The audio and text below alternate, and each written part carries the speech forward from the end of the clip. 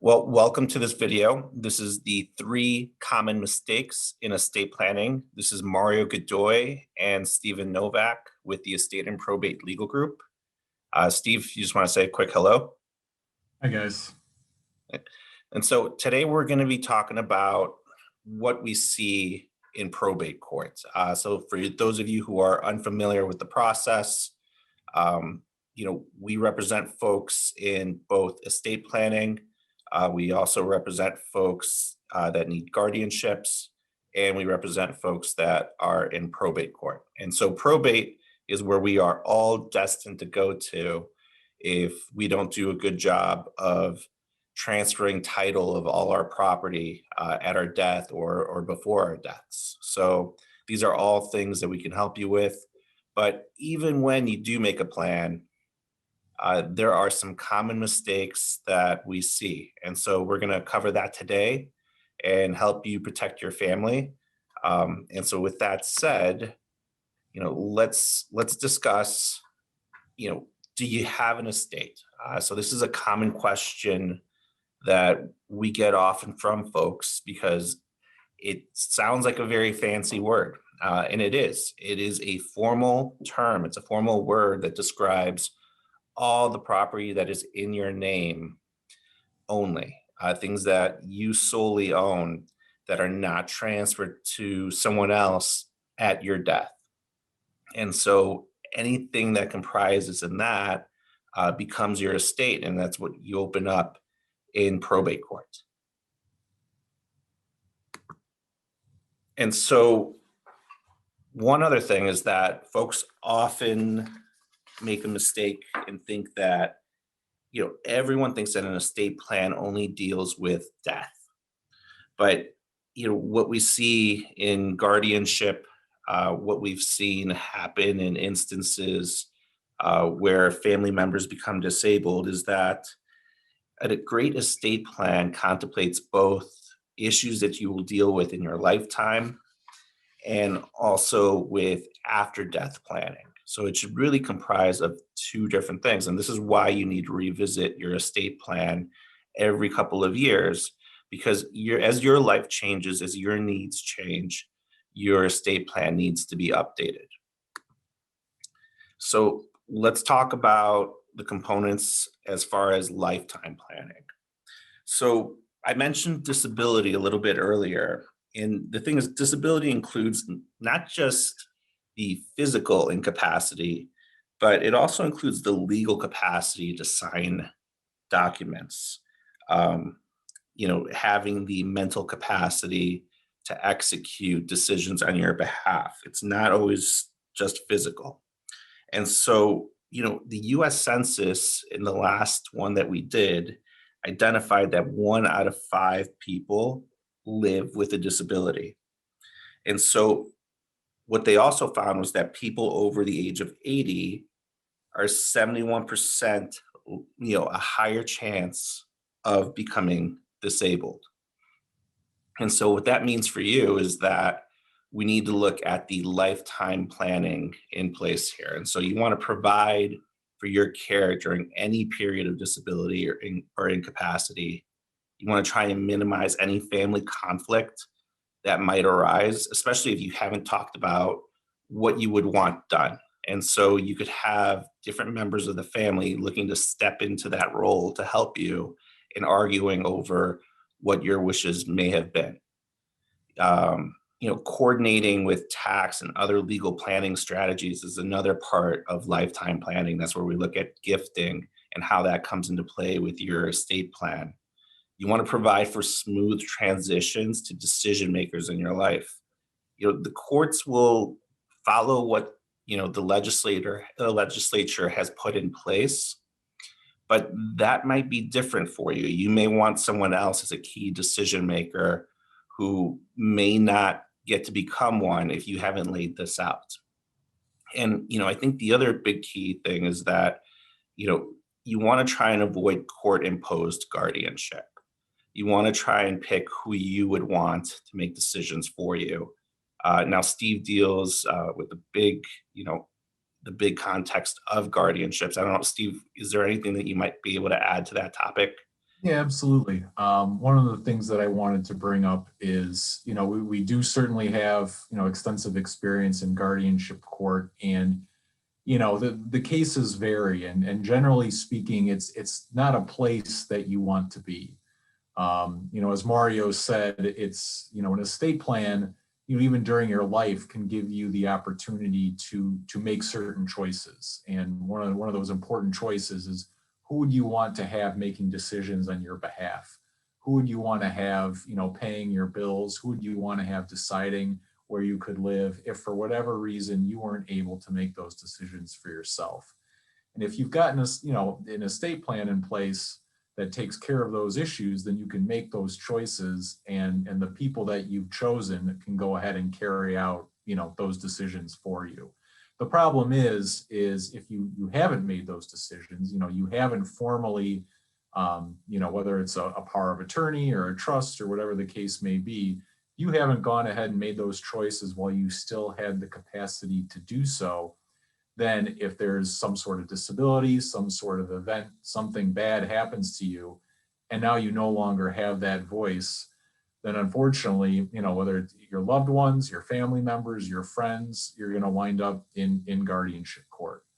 As a brief example, is even in the context of spouses, whether, say a husband and wife, is that if something happens to the husband, then the wife might still be able to make medical decisions and things like that by virtue of being a wife.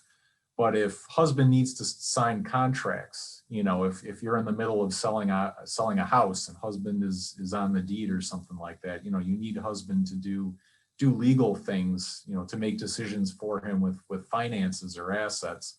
Now wife, even though she's, his spouse, she has to go to guardianship court.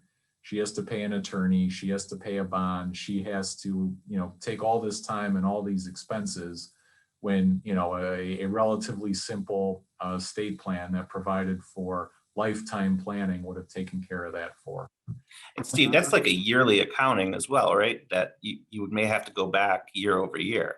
Correct, correct. And, depending on where you're located, what county you're in, that accounting could basically be, you have to present, every single penny of what you've done with respect to your spouse's assets, which, I mean, when most spouses hear that, they find themselves in guardianship court, they're just bewildered. As we'll talk about, later on in the webinar today, but, there's the existence of there's something called a bond, which is basically an insurance policy that, courts require guardians to post. And, you see situations where people are, they're basically just completely flabbergasted that, why would I need to post a bond? Why would I need to, this is my husband we're talking about. And it's just, that's what the law requires. And so one of the other things that I also wanted to add is that, there are situations where, if that you may find yourself in, where even when a person has powers of attorney or has a trust, if you feel that there's issues, regarding someone who's vulnerable, a disabled person, an elderly person, then, guardianship court may, is still a forum to kind of address those issues. And that's something that we do here at the firm too. Yeah. And I think one of the key things that I've learned in coming to see these cases is that if you can't have someone, if you don't pick someone, then there's a possibility that the court might pick a public entity to represent you financially. And Yeah. so, it's not just about going to a judge. Now you might have like a government employee decision maker involved in the financial decisions.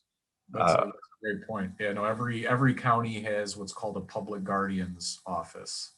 And, if they feel that, there may be someone out there, who needs help, they feel they need help.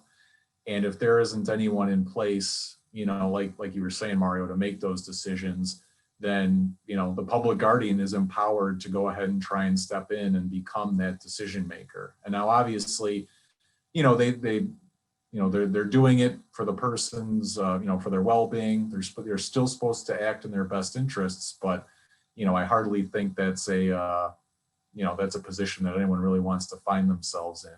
It's essentially, when people say ward of the state, that's what they mean. And so these are all issues that we can help you with here at the firm as you're going through. And I think, the next component that you really want to start looking at is about after death planning. And so this is what everyone thinks about when they think about, estate planning.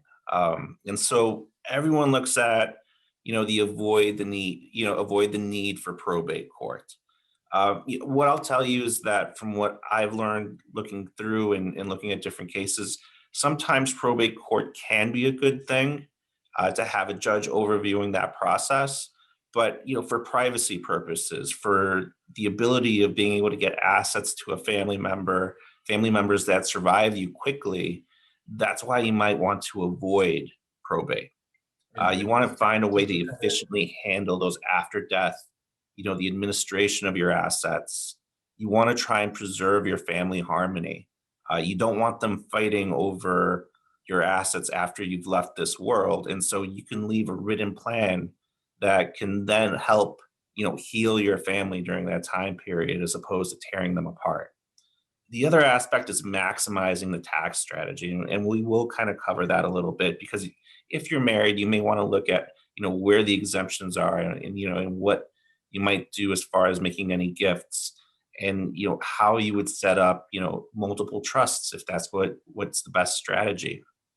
You want to protect your beneficiaries for as long as possible. You can't protect them forever, but with a great estate plan, you can ride that out and provide for them in the long term. And I think, one of the other benefits of after death planning is if there are minor children or, even a young adult that needs to grow into managing that asset that's being given to them.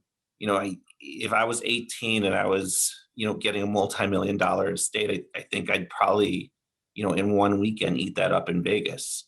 So, this is a great, component to make sure that, someone who needs to grow into managing that asset can also be given that opportunity. Steve, I don't know if there's anything you want to kind of add about the after death planning.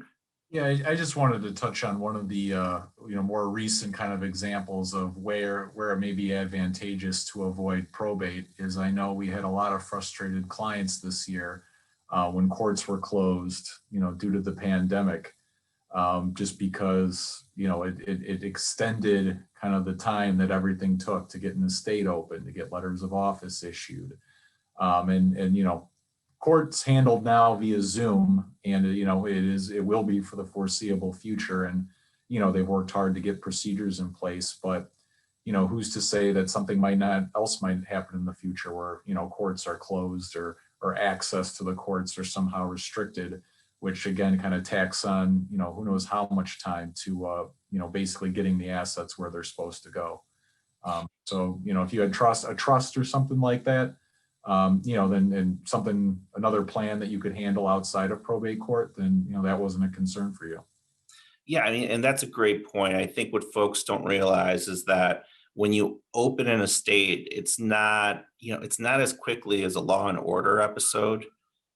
You're not in and out in 60 minutes. You got 6 months just for the creditors to come up and say that, hey, I have a claim against the estate. And so in the midst of COVID, when things are going to be continued for the public safety and you can't get to court proceedings, then that's even longer that your family can't get into those assets and use them. And so, Steve brings up a great point on that. But, I think that existed even pre-COVID. You throw in anyone who wants to line up and make a claim or something to argue about, and now you're looking at more than 6 months before you can close out that estate of yours. And so that kind of brings us to the point of today, is that we see so much in probate court, not just in our own client list, but also, watching cases and watching other attorneys and seeing the different issues that arise. But there are three mistakes that we see over and over and over again. And so we want to make sure you do not make those mistakes. And so we're going to cover that today. So with that said, let's talk about mistake number one.